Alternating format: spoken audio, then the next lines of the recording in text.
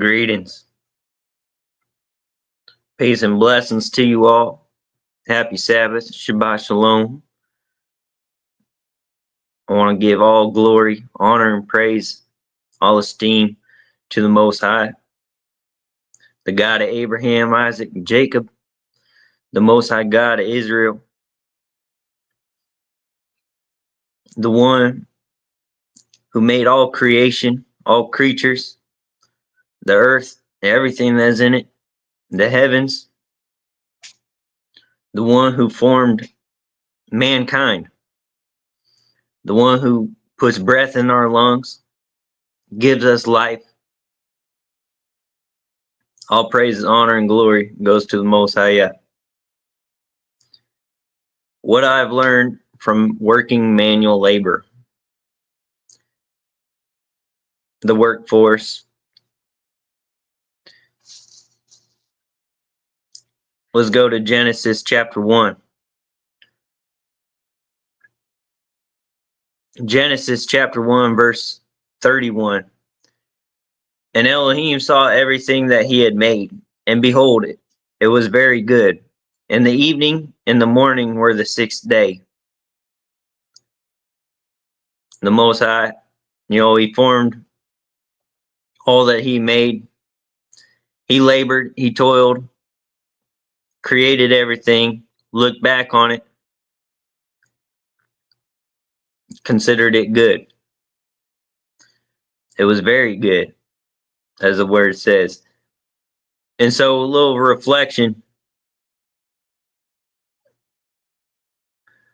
from my years of laboring, what it has taught me, this value, the wisdom, the knowledge, the things that I've picked up over the years, what I've learned from manual labor. The first thing is to pace yourself. Pace yourselves. You've got to pace yourself. I know back in school, I'd go to school, summer'd come around, I'd work summers. And with no school during summer, I was practically able to work full time.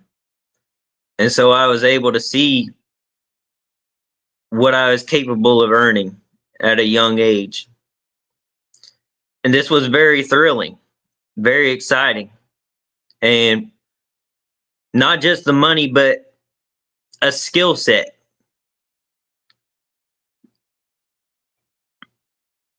I've worked various jobs, construction, landscaping, tree service, but most particularly, I've stayed with tree service. And this is what I'm talking about for high school. Summer'd come around, I'd work summers, no school, so I'd be able to work full time. And I was able to see I was able to see the potential of what I was capable of making. And along with the potential, it was a valuable skill set, something that I'd be able to take and start my own business, something that I'd be able to assist people with. A lot of people, for various reasons, may not be able to remove a tree that's hanging over a house or trim a tree up, make it look good to preserve the life of it. And so I was very excited, and I didn't want to finish school. I wanted to graduate early, look for alternatives to finish school early so that I can go full time. And after graduating, being able to go full time, what it has taught me is to pace yourself. It's very easy to get burnt out. Yeah, it's great working full time. You're able to earn up some money, learn various skills, but you got to think about it this way. You will have years upon years to labor. You've got, as long as it's in the Father's will for you to reach 60, 70, 80, you're going to have a lifelong time of laboring. While you're young and you got your health, you're still doing hobbies, still have activities that you enjoy. Pace yourself. You will have plenty of years to labor, to save money, to earn money, be able to buy things that you desire. You've got to pace yourself. Let's go to Ecclesiastes.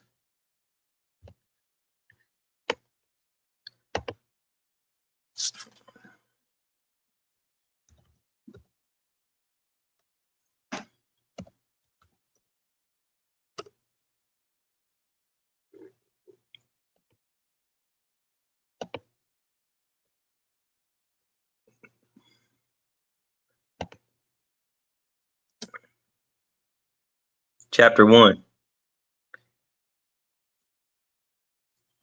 Ecclesiastes chapter 1, verse 3. Let's start with verse 2. This is Ecclesiastes chapter 1, starting with verse 2. Vanity of vanities, saith the preacher, vanity of vanities, all is vanity. What profit has a man of all his labor which he takes under the sun? What profit is that? What profit has a man of all his labor which he takes under the sun? Like I was saying, to pace yourself, you're going to have years and years of laboring. It's very easy to get burnt out once you graduate, once you go full time, and that reality sets in where it's like, okay, this isn't just something I do. This is something that is lifelong. This is something that is going to be continuous. This is a plan for the rest of my life. Until I can retire, you're going to be laboring. It's all part of maintaining, staying afloat, playing along with society, being able to survive. And we know that Yah provides everything. He gives and he takes. But the general thing is to labor, run this rat race, pace yourself. What profit has a man of all his labor which he takes under the sun? What profit is that? When you're in school and you're able to work summers, it's exciting. You can't wait to graduate so you can go full time. But then when you go full time, that reality sets in where this is not just some activity. This is now your future, your livelihood, what you have to do. You have to pace yourself. You're going to have years and years to labor. Ecclesiastes 2:18.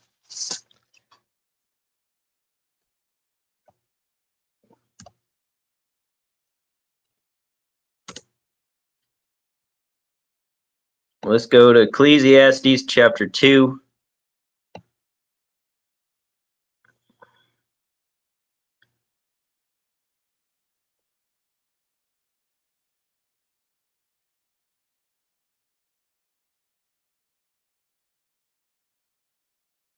Starting with 17.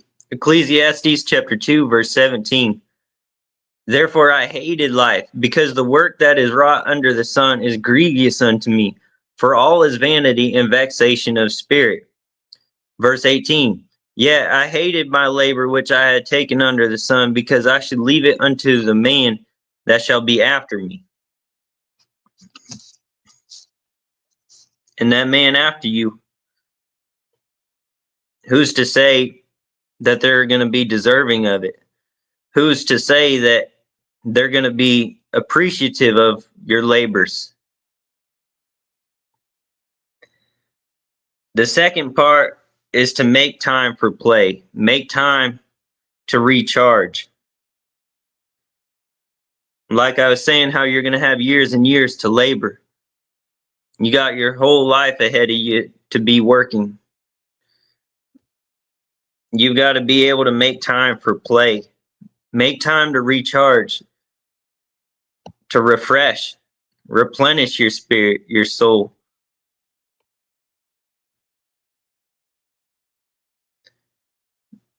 Ecclesiastes 2:18. Yeah, I hated all my labor which I had taken under the sun, because I should leave it unto the man that shall be after me. Verse 17 says, Therefore I hated life, because the work that is wrought under the sun is grievous unto me, for all is vanity and vexation of the spirit. Here's something too. When we graduate, or basically when we go full time and that reality sets in, where okay, I got to do this, I got to do that, I got to be able to get this, be able to get that, I need to make a way, I need to be able to provide. And so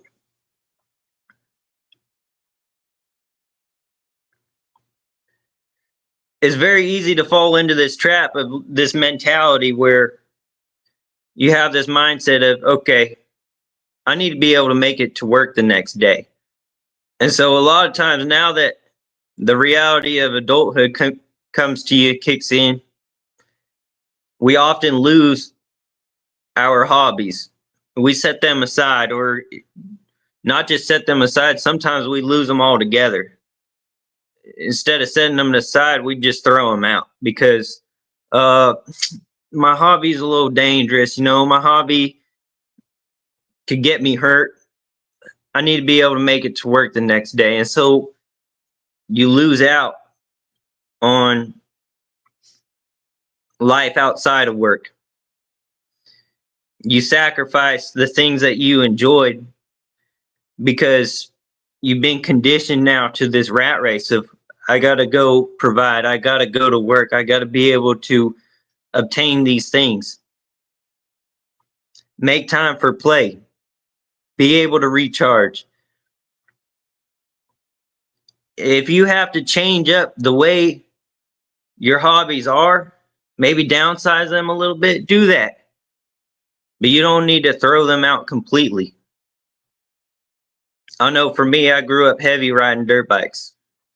And I've sold off the bikes, but one thing I've kept is a pedal bike. I may not go jumping doubles and triples and, going on trail rides, but with a pedal bike, it's downsized from a dirt bike to where I can still get fulfillment. I can still get joy just practicing some wheelies on pavement, keeping at least one wheel on the ground. As my pop said, keep one wheel on the ground. So if one of your hobbies, or the things you enjoyed was football, maybe you're not doing tackle no more, but you'll still get out, throw that pigskin around.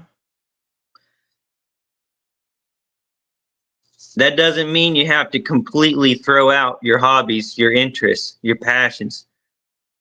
Just because you got to have that mindset of, I need to be able to make it to work the next day. Still make time for play. Still be able to recharge and refresh. Exodus 31. Let's go to Exodus 31.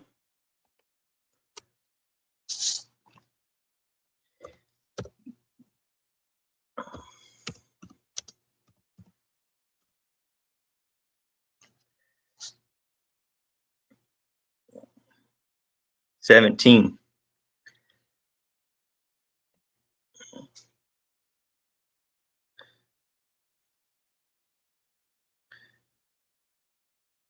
Exodus 31, verse 17, talking about the Sabbath day. It is a sign between me and the children of Israel forever. For in 6 days Yahweh made heaven and earth, and on the seventh day he rested and was refreshed. Notice how after he rested, it says he was refreshed. It's so easy to get burnt out. I know back when all the days just blended together, it made no difference whether it was Friday, whether it was Tuesday, whether it was Sunday, whether it was Saturday. When I didn't keep any Sabbath day, regardless of what you believe, whether it's Saturday or Sunday, when I didn't keep any Sabbath day, I was working 7 days a week. Now, it wasn't consistent month after month. You know, some days I'd have a Thursday off or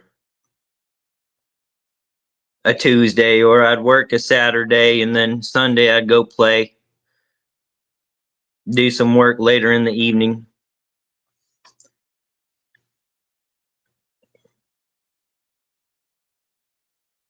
But what I'm getting at is the rest, being able to recharge, refresh.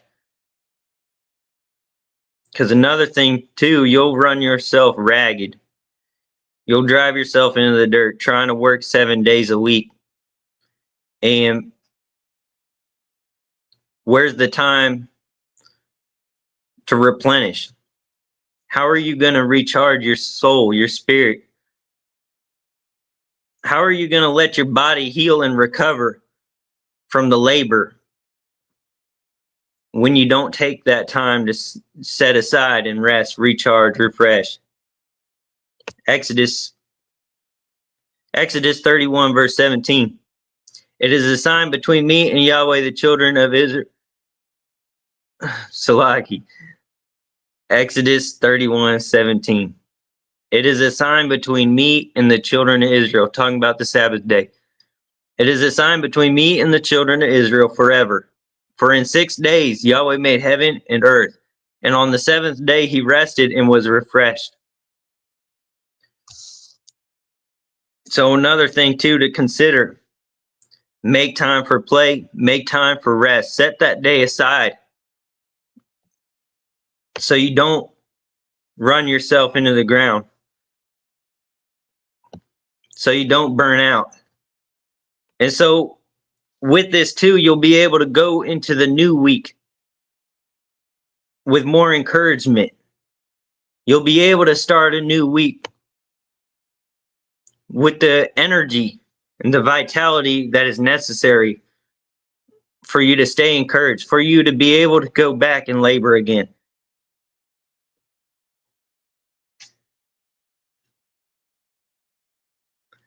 These are in no particular order, but the next is appreciation for the necessities. Some of the basic things that we overlook in life, a lot of the basic things that we often take for granted because they're so common in our day-to-day lives. Food, clothing, shelter, laundry, shower, all these different things, we often overlook the value of them. Appreciation for basic necessities is something I've learned, because in the summer, boy, it's rough. If any of you have worked outside, worked a manual labor job, or maybe even just done some yard work around the house, when it's hot out and you sweat, your body will stink. Your clothes will hold that stench. And it may be 8 hours before you can go shower. It may be 8 hours before you can have a change of clothes. Appreciation for the basic necessities. Being able to shower, have running water. After a long day, because sometimes in the summer, By 10 o'clock, you'll soak your shirt. All right, drive to the next job. That little bit of drive in the AC, you cool off, your shirt dries. Then you go back out for a couple hours on a new job. You soak your shirt again. This process will happen about 3 times. Maybe you'll soak your shirt 3 times in a day. Soaking, drying, soaking, drying, soaking. And when all that builds up, just how much more meaningful it is to be able to have a shower, get some of that dirt off, get some of the sweat off, and what the value it'll bring when you have the ability to wash your clothes so that you can have clean clothes to change into rather than putting back on the same dirty ones. Little things that we often overlook, we take for granted because they're so commonly used in our day-to-day lives. Running water, washer and dryer, rest. Rest is another one too. Basic necessity, because there are those days where it may be mentally exhausting. It could have been an easy day, but if it was mentally exhausting, just being able to make it to bedtime, just being able to slow down, have a moment to sit, having a hot plate when you get home. Little things like that become all the more meaningful. And along with these basic necessities, appreciation for them is the value of health. This is the next one, the value of health, and how health plays such a crucial role. Proverbs 17:22. I like this one.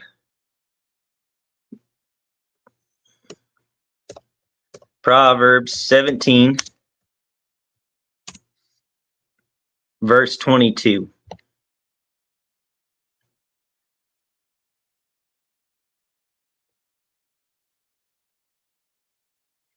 Proverbs 17, verse 22. A merry heart or a joyful heart does good like medicine, but a broken spirit dries the bones. A joyful heart is good medicine. I don't know where I'd be without laughter, without joy. I know I'd be a miserable person. Sure, there's days where it's depressing. Sure, there's days where it's tough. But that joy, that, just finding some things to laugh about. Maybe some thoughts come to your head that will crack you up. Or you'll be scrolling, you see a funny video, or, somebody does something goofy in public and it cracks you up. To think about happy thoughts, to think things that are joyful.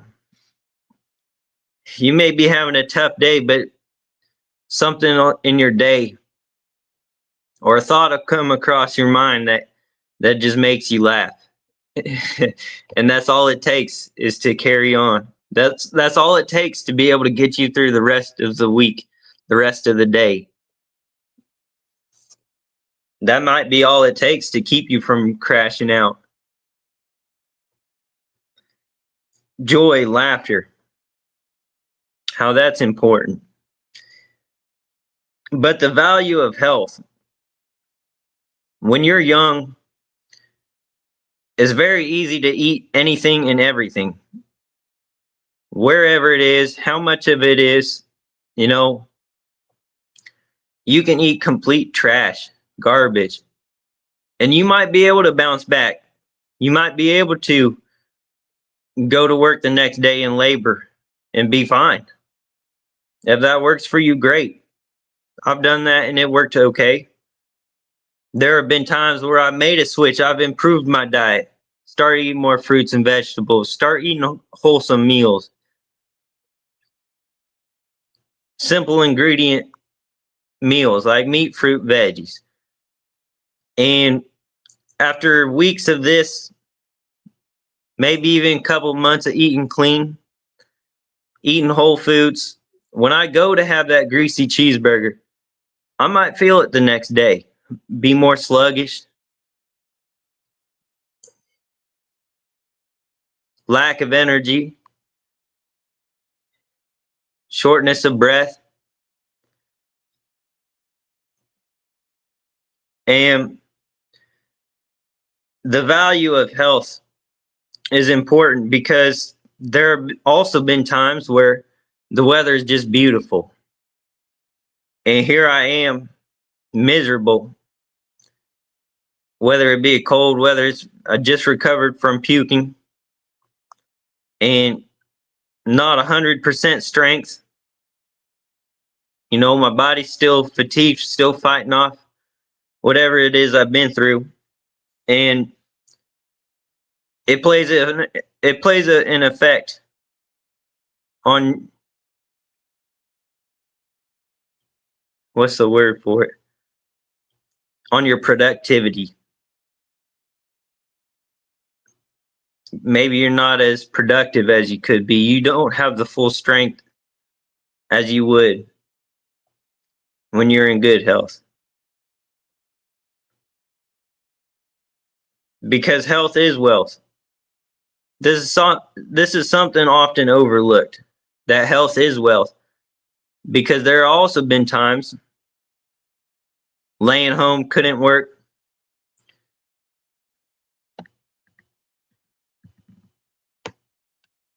and going backwards because you're not able to labor, because you're not able to go out there.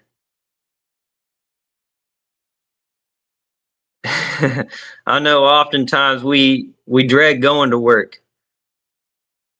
A lot of times people, they wake up and they're like, oh, I don't want to go to work today.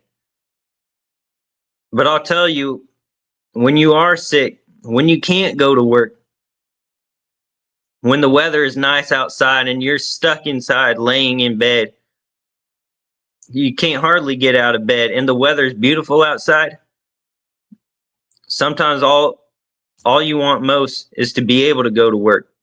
As much as we might dread it, when you are sick and you can't labor and the weather is nice, it's very humbling. It'll make you think, man, it would just be nice to be able to go to work. If I could just be able to get out of bed, have the strength to move around the house. And so the value of health is important. Tending to these holy temples that Yah has blessed us with and allowed us to be a part of, to use for his glory. Next is productivity and fasting. Tell me, why is it every time I try to go on a fast, or a fast is on my mind, it'll rain? Why is it that it'll rain when I'm trying to go on a fast?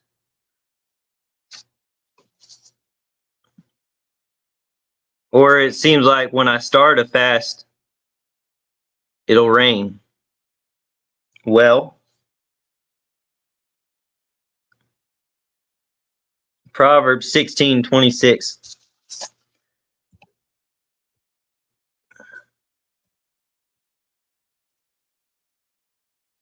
Proverbs chapter 16, verse 26. Oh, that's not the version I like.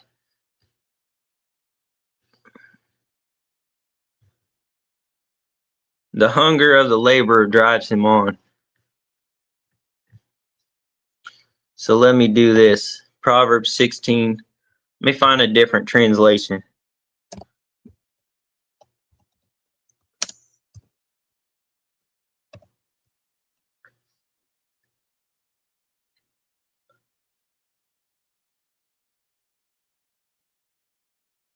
NIV, here's something. Proverbs 16:26. The appetite of laborers works for them, for their hunger drives them on. How is it that when I try to go on a fast, it rains? Well, because the Most High knows this is an area that needs growth. When there's downtime, when there's no productivity, it's very easy to eat out of boredom, eat out of killing time. And without something productive to do, a fast is more difficult. So productivity and fasting, here's another thing I've learned. I could go eat one meal a day, or I can eat 2 meals a day, breakfast and dinner, or sometimes only dinner on a day when I'm working. And why is this? Because of productivity. Having something productive to occupy yourself with.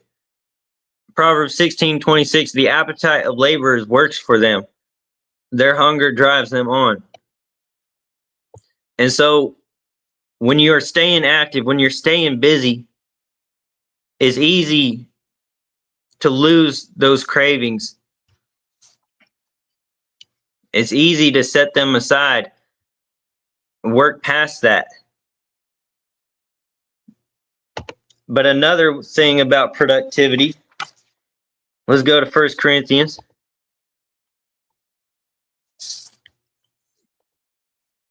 KJV.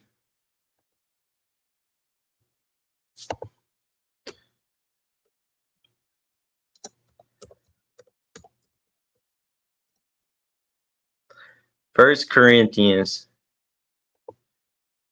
chapter 10.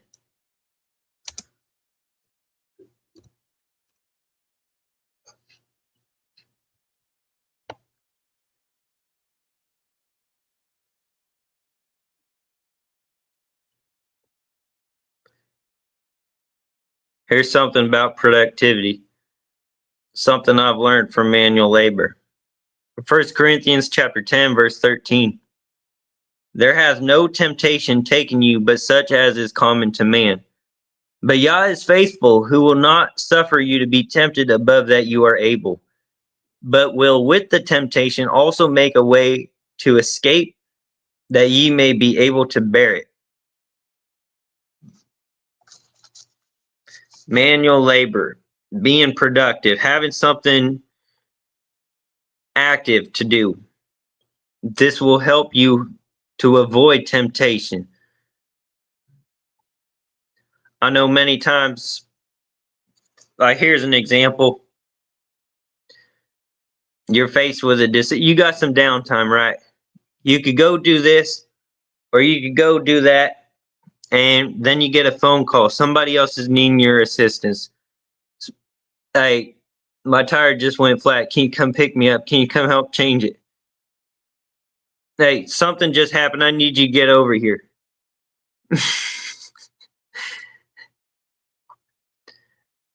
You're about to relapse. You get a phone call. Your brother or sister.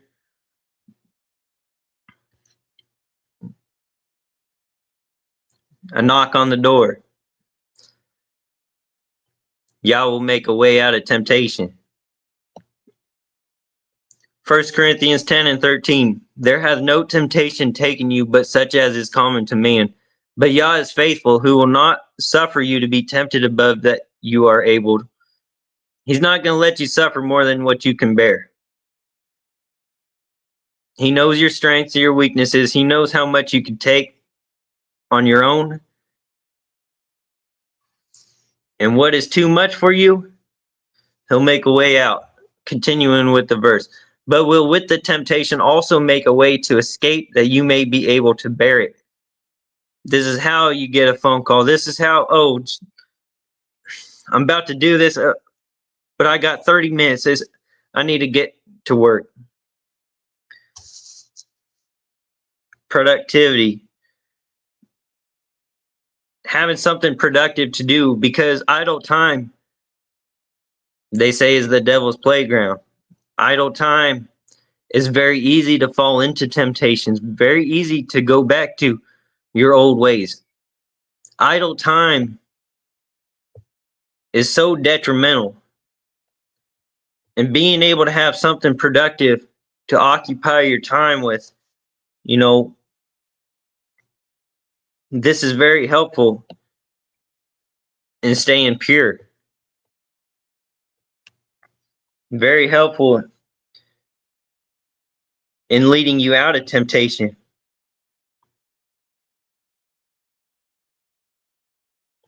Next is consideration. Care and consideration. Something else I've learned is care, a caring consideration. Caring for property, caring for things that are not yours. You know, with working manual labor, you're usually, whatever industry you're in, whether it be construction, landscaping, lawn care, pool service, generally you may be working around somebody else's home. And within that are their personal items. Maybe a tombstone to their favorite dog, or, you know, a special bird bath that's high dollar. They very sacred to them. Or it could just be something simple as a cable line, an internet line, a service line going to their house to give them power.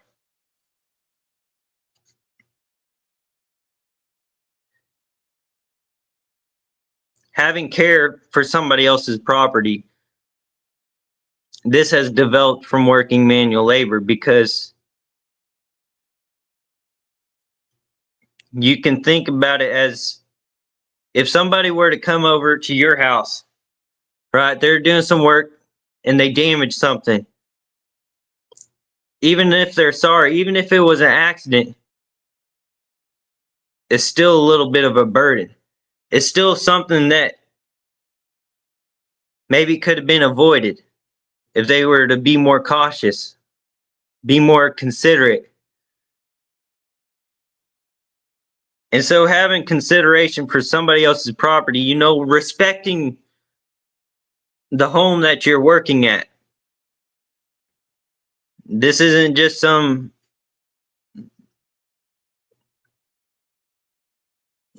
this isn't some job. No, you're working around somebody else's home where there's meaning to them. They may have things that are sacred, meaningful, maybe inherited through a loved one that passed away. And you want to show respect. You want to be cautious, you know, try to slow down a little bit so you avoid mistakes. I know oftentimes when we get in a rush, that's when accidents can happen. Things get damaged by cutting corners, being impatient. Having consideration of other people's property. But another thing too is consideration for your coworkers, those that you're working with. Everything in life is dangerous. I'll tell you that. Everything in life is dangerous. There are people who died from drinking water. There are people who have died from chewing on their food. There are people who have died from walking. Everything in life is dangerous. And to be able to incorporate tools into the mix or equipment,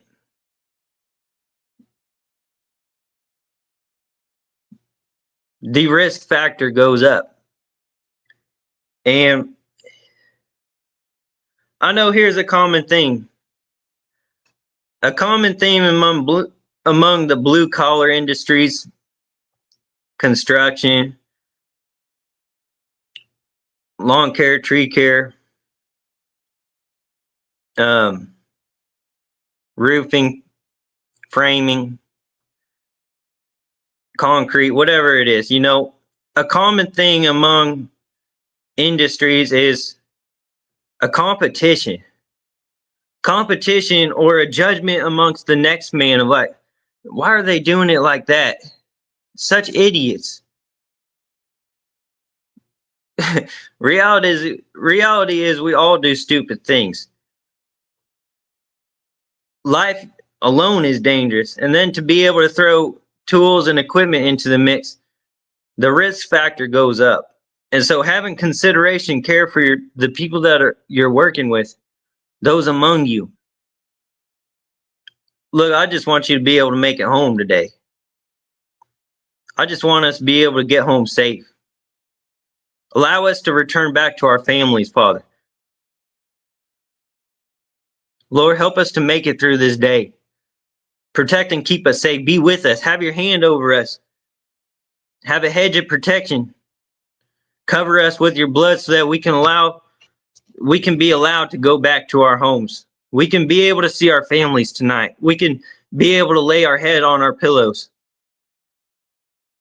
Just help us get home, Father.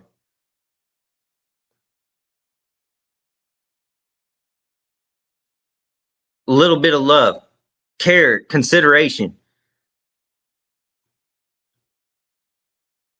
So with the industries, there's a lot of judgment and competition amongst the next man. Why are they doing it like that? They're such idiots. They're going to destroy the customer's house, or they're going to do this, they're going to do that. Somebody's going to get hurt. There's kind of a pride, an ego that one man is better than the other. But the reality is this is dangerous stuff. And when you can see it from the lens of the work we do is dangerous, man. They may be having less experience, but nonetheless, the industry is dangerous. I just want us to be able to make it home. Having a little bit of decency, having some care and consideration for those among you.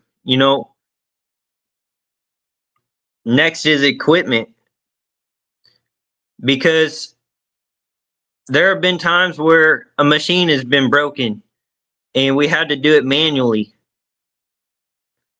whether it be lifting, digging. Having care for equipment, maintaining them, this will save you some of your health. If you treat the equipment good,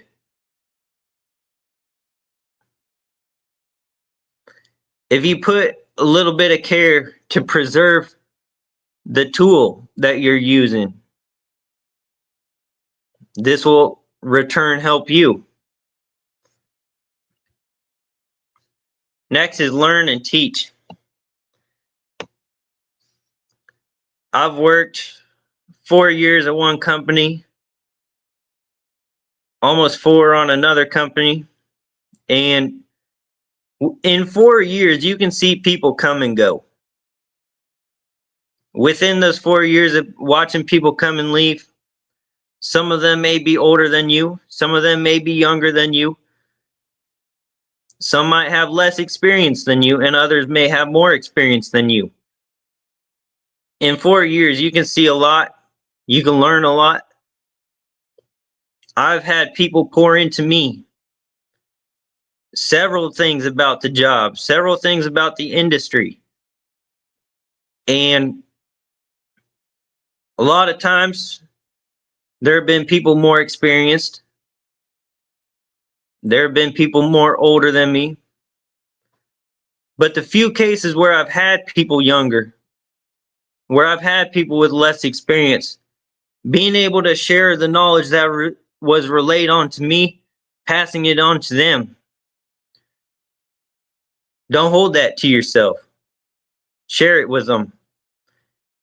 They may not even be interested in keeping the industry or staying in the career long term. It may only be for a season of their life. But if you share some of that knowledge and they go down the road, go to a different industry, and it doesn't work out for them and they need a job, you have given them experience and knowledge that they can later use to apply for a job if they have to go back to the job that they weren't interested in. So even if they don't show interest, pour into them. Teach them as you've been taught.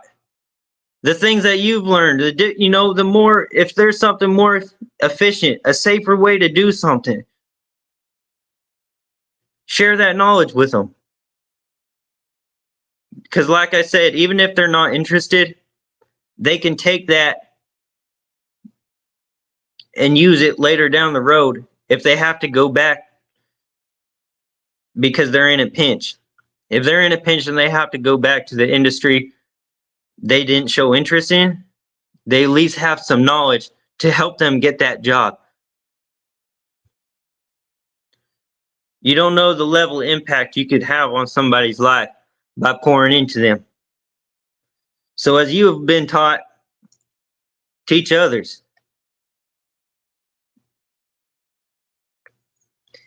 Next is interconnection to other skill sets. With working in the tree industry, tree care, usually there's some equipment. What does equipment need? A mechanic. Learning some basic mechanical skills saves money. And it develops your skill set so that, okay, this machine may be different from my vehicle, but it functions the same way. It may not be the same piece of equipment, but it could function in the same way. They both have wheels that drive. There's tires on it that need air. One thing can lead to another thing, developing another skill set that is applicable to a different area of your life. So with working around equipment, you can become more mechanically inclined. You don't need to go rebuild the engine. You don't need to have to, like, I don't expect you to have to swap out a transmission. But just being able to, what's the correct air pressure? Making sure it's got oil so it stays running, so you don't blow a hole in the block.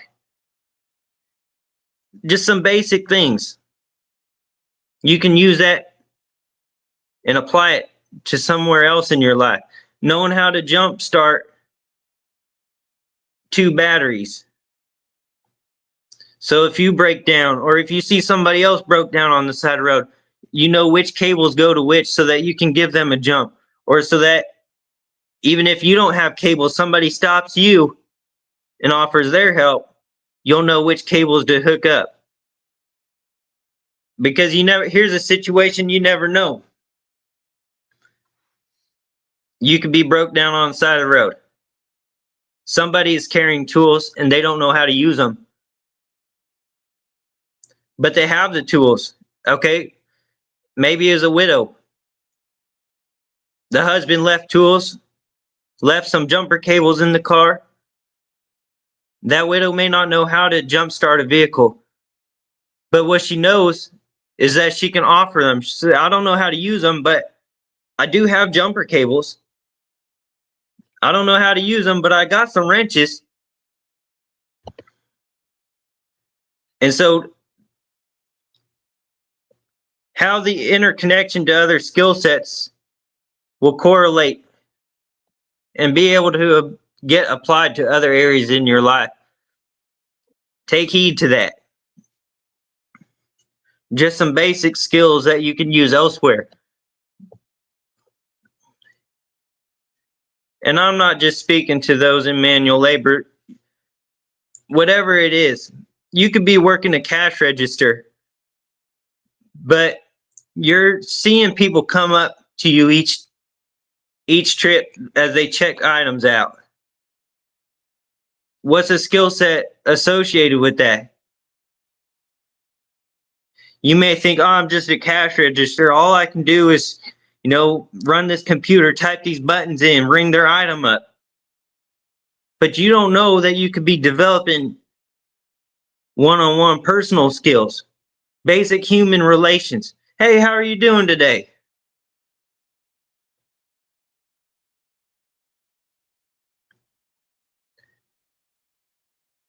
One skill set can lead to another skill set. Be mindful of where you're at and what you are doing. Be mindful of what other skills might be associated with your position. So working around equipment, having some basic mechanical skills or learning them, this can help you outside of work. Last and most importantly, the most important one is the Most High. Faith in Him, trusting in Him, relying on Him. If any of you have heard my testimony about heat exhaustion,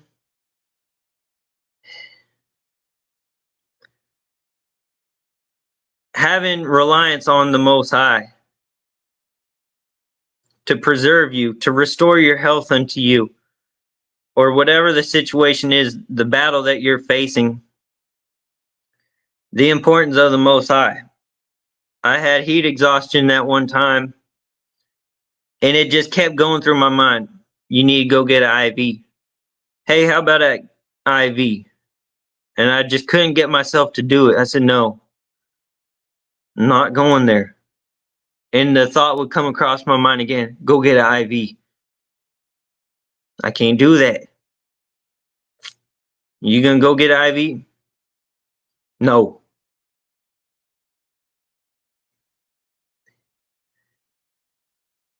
You're ready to fall over. You're throwing up the water you drink. You're severely dehydrated. You need to go get an IV. No. The importance of the Most High. Reliance on Him, building a relationship with Him, having Him as an anchor in your life.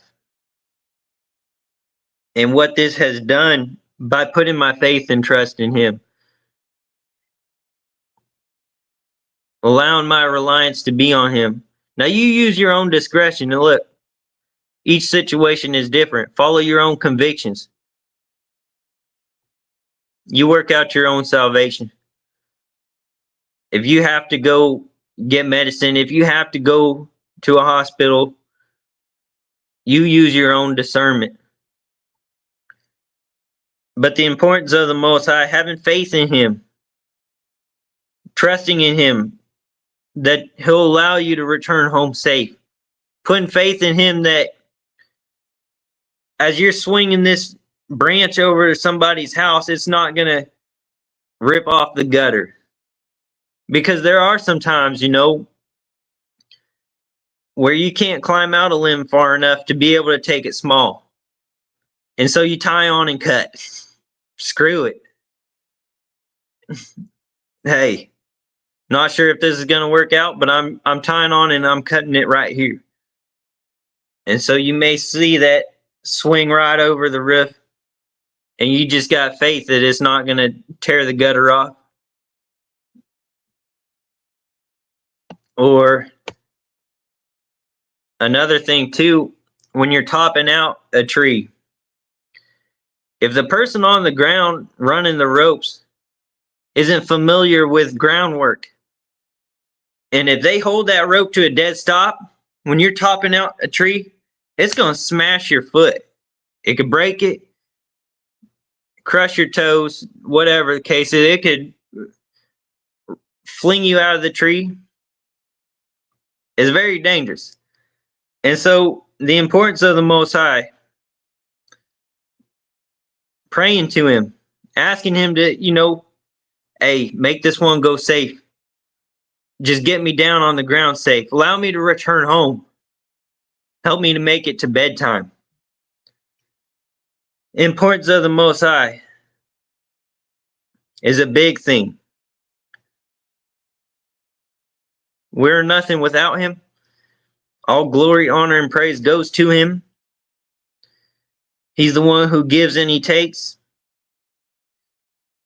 He's the one who sustains us, protects us, provides for us. And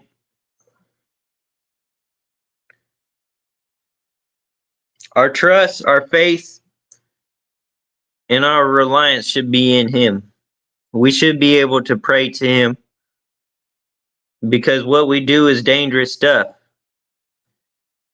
And you may think, oh, I don't really do nothing dangerous.